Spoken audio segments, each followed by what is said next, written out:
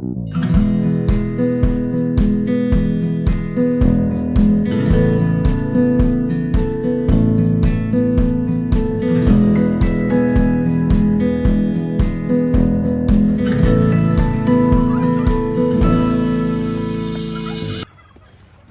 this is Pickles. He's about 2 years here and 4 years old. We got him when he was about 2 years old. When he came, he went down immediately and crashed. So we had the vet out to get him back up. His hooves were overgrown and he has moderate arthritis, so we have him on some glucosamines and omegas, which help him totally. We could ease him off of his pain medication. So he's one of our less severe special needs animals. And then we can move over to Obi, who's saying hi through the fence, and Jason, who's probably rolled up in his little area as well.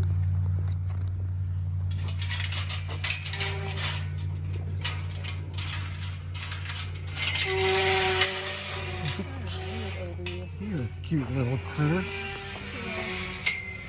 Look at you. He is my cutest one. And he's my oldest goat. So Obi is about 8 years old.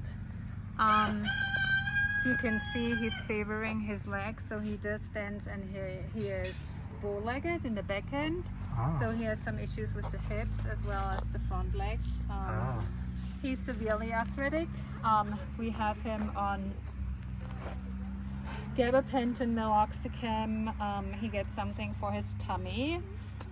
He gets a liver protector and glucosamines, and we had him on glucosamine shots and CBD oil as well. And before COVID, we were able to give him acupuncture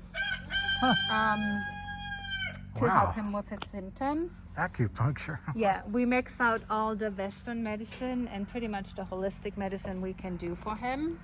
But yeah, he's one of our severe cases or special need animals that we're trying to just keep comfortable and see, how long we can do that. And we try to do everything to do that. And, he costs us probably a month somewhere between $50 and $60 just for the medication, not food or medical. It's just the upkeep. And our acupuncturist is not coming due to COVID because he was volunteering his services. So if we would wanted to add acupuncture for him, it's about $150 for the 2 sessions a week that he got before. This is Jason. Yeah. He's my oldest potbelly. He's about 8 years old. He was one of the first rescues here as well. He was my second pick here.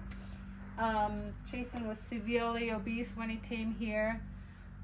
He's severely arthritic, and he was fed the wrong nutrition. He was not on a pig food. He was on a sweet feed, which ruined his skin, and we're still trying to get his skin condition under control. But with his age and his condition, there's not, we haven't made super much progress. He's my old grumpy dude. That's what I say, but he's actually pretty lovely. He just makes these grunting noises that sound like he's really grumpy. So Jason as well, he's on an NSAID medication. He gets gabapentin. We did CBD oil and acupuncture with him. He's on glucosamines and omegas. Sometimes we add turmeric to it because of the anti-inflammatory, and he was getting twice a week acupuncture as well. But the acupuncture unfortunately stopped with COVID too. And that's again about $150 value or cost that we were giving as a donation, as a time and gift skill donation. And so yeah, he's fine right now. He's very, he walks very slowly, but he seems better controlled than Obi. But same thing, his costs for the months are about $50 to $60 just medication. Okay. He's what I call our big puppy. Actually, my big boy. Oh, my big boy. Oh my. Oh, he likes that. That's it. Pigs are super smart. Yes, they are. They know their way home. If they would get lost, they have a good sense of direction. They're into social groups. They have a hierarchy. He knows commands. This is Petunia. I just call her Toonie or Toonie Bears. She's our youngest. She will be a year, I think, around October. She was found in Colorado Springs, or close to Colorado Springs, at the state fair with severe bite marks on her shoulder and her ears, and she was severely burned.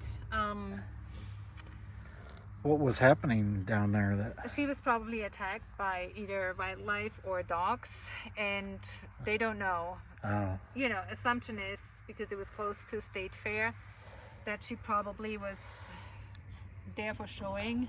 Yeah. And got lost or escaped. She was brought to the shelter by animal control and slated for euthanasia. And there was one veterinarian that worked with her when she came in, and she wasn't quite okay with euthanasia, so she took Petunia in, and you know, they spayed her. They took care of the wound to some extent, and then she was looking for a home for Petunia because she's a big pig. So she's the same breed or mix than Leo. So we expect her to be about 400, 450 pounds big. Woo. When she's fully grown. And that was just, you know, too much for the veterinarian. So she approached us if we could take her in. She was about 3 months old when she came, and 30 pounds. She was tiny compared to now. Oh, yeah. And we saw that there was still some, it's called a train track down here and here where her initial wound was. So we brought her up to CSU the next day to have her checked out, and she was still septic in her joint. We did x-rays and her outlook wasn't great. So technically the limb would have needed amputation, which you can't do in a pig that big. So we got we consulted with other sanctuaries that had either three-legged pigs or had similar injuries dealt with, and we consulted with UC Davis in a different, I think it's Tennessee, because they had done the surgery that CSU was attempting to do, but CSU never done it, so they needed to get a walkthrough. And what we did is we cleaned her shoulder joint out. They took all the debris and infection out. Did a bone graft from her hip over here. Wow. In the hopes that either the joint stiffens or the joint builds an artificial joint, like a fake joint, so that this leg can support her growing weight. So far so good. We had her back for a recheck, which was rather disappointing because they said, the radiologist said there's still septic in her joint, and the surgeon who did the surgery, he said no, it's actually doing what we're hoping to, building the artificial joint. So I really don't know what her status is. She's a little bit limpier than she used to, and she's on tons of medication as well to make sure, you know, her pain is controlled.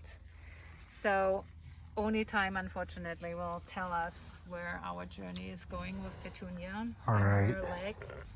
Well, we'll hope for the best. Yeah, we're hoping for the best Toonie. right now, but she will always be limpy. She will always be on medication, and so that's why she's one of our other special needs.